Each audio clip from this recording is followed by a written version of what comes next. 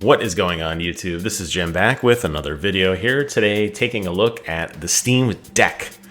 This is a really interesting console. The question is, of course, who is it for? And more importantly, are you gonna get it?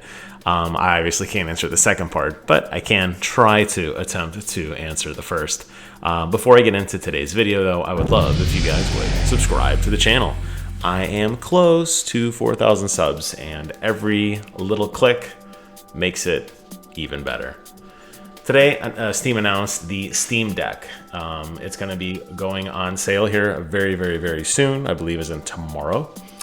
And you can expect it in late 2021, maybe spilling into early 2022, if Steam has the same shortage of components as pretty much everybody else in the world. So what you're gonna notice first and foremost is that this absolutely looks like a Nintendo Switch. And it's interesting to me just how much of the Nintendo Switch design that these guys really copied. You have the Z button, well, I think they call it the R1 and R2 button, but it's the trigger buttons. Two sets of them, just like the Nintendo Switch. You have two analog sticks, one on the left side, one on the right-hand side, just like the Nintendo Switch. You have the A, B, X, Y buttons, which are in the correct configuration. I'd say the Xbox configuration, at least, unlike the Nintendo Switch, but it does include a couple other bells and whistles. But let's take a look at actually what this thing is. Now, basically, it is going to be a portable PC game device, and the catch here is that it hooks into your existing game library. If you're like me and you have been a PC gamer for years, or if you're somebody who recently got into PC gaming and has survived at least one of the Steam sales, whether it be the Steam Summer Sale or the Steam Winter Sale, then you know just as well as I do just how many games you can compile. I don't even want to tell you how many Steam games I own, but it's quite a bit.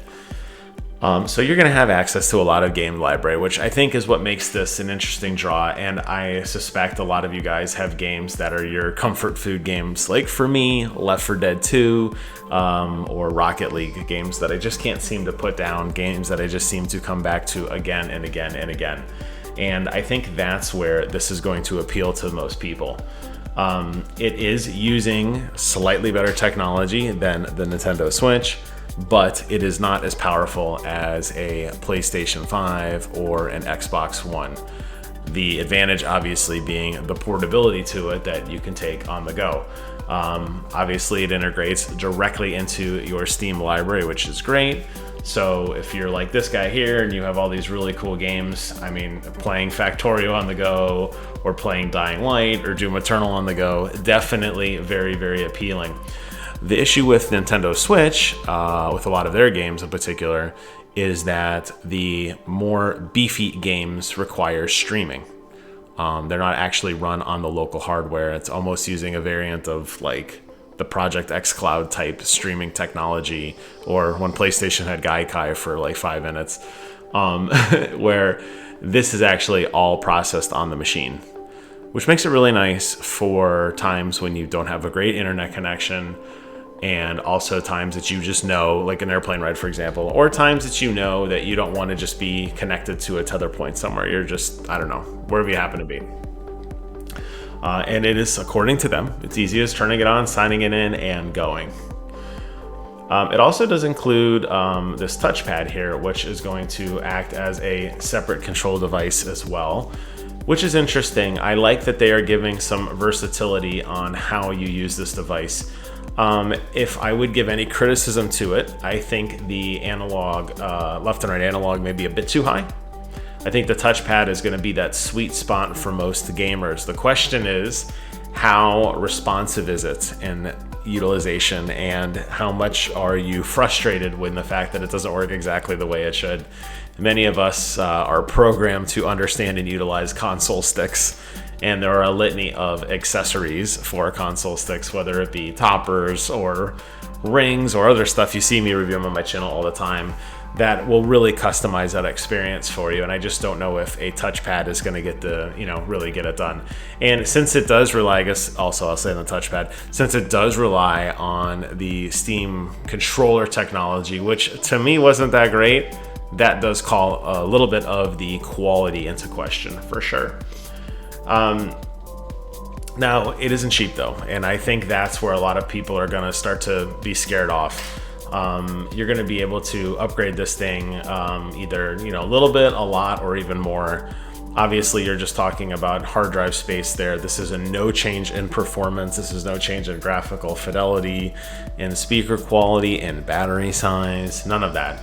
I don't know how many people are willing to invest $649, and it is basically a kind of mobile gaming device. I think that's the question I'm going to have. There's going to be a lot of casual players who already own the Nintendo Switch, who enjoy it, who know that the Nintendo Switch memory card system is incredibly cheap, and that you're going to be able to get some high quality games and pack that thing to the gills. I just don't know if you had a 64 gigabyte model. I don't know how much stuff you're really going to get on there. I've got to assume that even though the Steam OS does include, it's very optimized in terms of how linear it is, and I don't know the total size. I assume there's going to be some reserve space when it comes to just how much overhead you have. But 64 gigs on today's games isn't all that much. This really seems to me catered towards more of a mobile platform variant, like a Spelunky, a Rogue Legacy, more of these like indie, I don't want to say little 8-bit games, because there are other games that are smaller in size, but I just don't see you loading the latest, like Doom, for example. Doom is a very beefy game. It has tons of graphical files in it and size and high quality audio files. I don't know, like you could probably put Doom on here, but that would be it. I think Control's install size, I want to say, is about 45 gigabytes. So I think the misnomer of when they say your entire library on here is definitely catering to that higher price point. I definitely don't think this is something that you can expect to see in a lower price point by any stretch, and I don't think a lot of people are going to opt for this. But then that goes back to, is this something for you, or is this something that you think maybe a Switch can get the job done, right? That's the question. That's really the question. I'll be really curious to see how this actually kind of plays out, as time goes on, and what the demand for this is. Steam has been known to release pretty shoddy hardware. That's something that they have always struggled with, dating back to that Steam box idea, where you basically had a computer in a box. The fact that they are really going all in on this is interesting.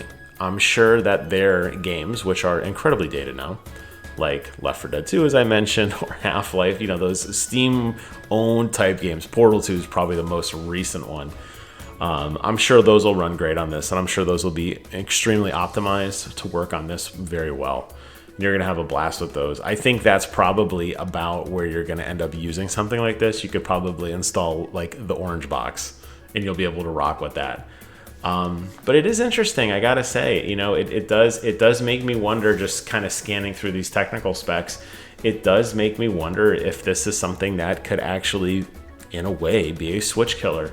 And if this does open up the door to some other more portable solution from Xbox, if they decide to go portable at some point, although probably not with xCloud. Or if PlayStation sees this and says, hey, maybe we did PlayStation dirty when we had our PlayStation Portable. I don't know. That's just wishful thinking, I guess, on my part. But the fact that it includes built-in microphone arrays, and it's got headphone jacks and Bluetooth audio support, USB-C. I mean, they're checking all the right boxes in terms of what technology modern gamers want. That makes me think that this could be something interesting. It does also include a dock.